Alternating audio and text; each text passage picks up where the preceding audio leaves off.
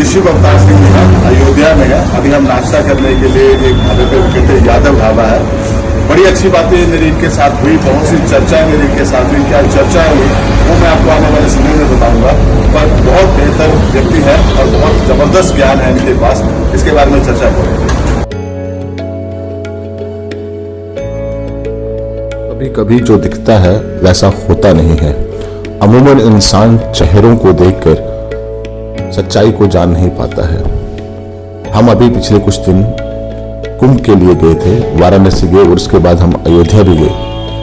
अयोध्या में जहां हम एक जगह सुबह नाश्ता करने के लिए रुके, तो वहां अब चूंकि सुबह सुबह का समय था और नाश्ता तैयार हो रहा था, तो जो नाश्ता तैयार कर रहे थे, जो कुक थे वहां पे, हमारी उनके साथ बातचीत चल पड़ी। शिव अवतार सिंह उनका नाम।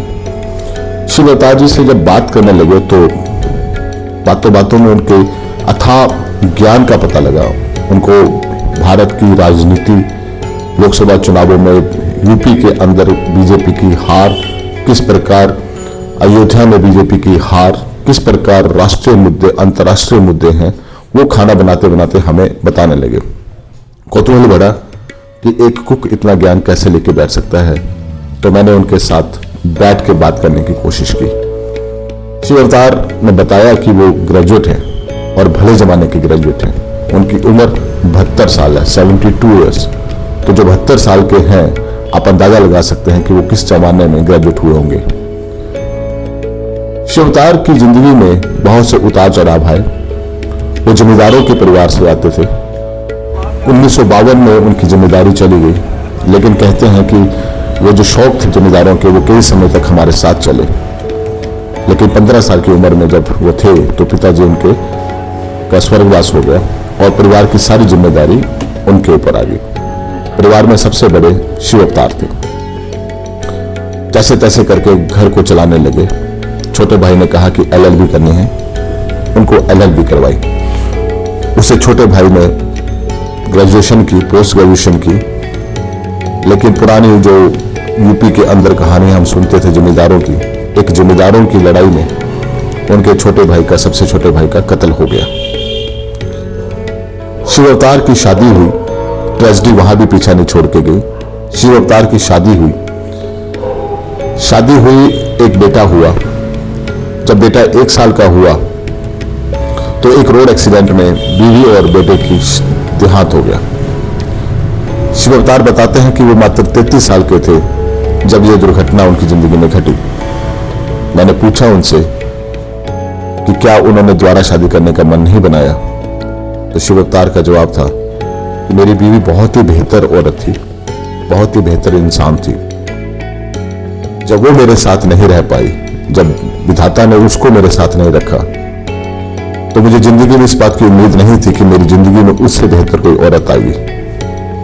तो बस यही सोच के मैंने दोबारा शादी नहीं की कि जब इतनी बेहतर औरत मेरी जिंदगी में नहीं आई, नहीं रुक पाई, तो अब इसका मतलब है कि इससे बेहतर की कल्पना तो कर भी नहीं सकते, तो मैंने शादी ही नहीं की।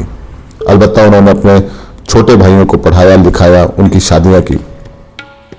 उनकी शादियां करने के बाद अब उनके जो छोटे भाई हैं, उनका परिवार ही उनके साथ है। शिव अवतार अपने परिवार से दूर रहते हैं, यहाँ पे कुक का काम करते हैं। 72 साल उम्र है।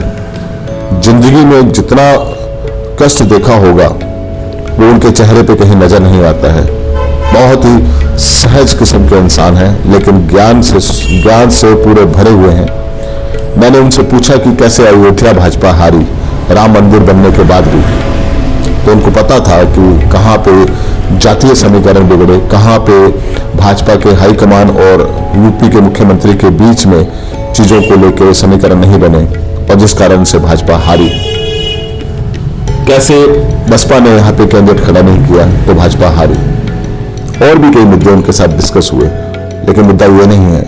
मुद्दा ये था, जो स्टोरी मैं आपको ये दिखाना चाहता था वो ये था कि एक 72 साल का बुजुर्ग जो एक जमाने में ग्रेजुएट, 33 साल की उम्र में बीवी चली गई, फिर भी अपनी जिंदगी को इतने सहज तरीके से संजो के चलता है, ये अपने आप में एक बहुत बड़ी बात होती है। और इन स्टोरीज का हो सकता है कि आपको ऐसा लगे कि ये बहुत अमूमन सी नॉर्मल सी स्टोरी है, लेकिन जब आप ऐसे व्यक्तियों के साथ बैठते हैं, 10 मिनट लगाते हैं, तो आपको महसूस होता है कि यह मोमेंट स्टोरियां नहीं है, नॉर्मल स्टोरियां नहीं है।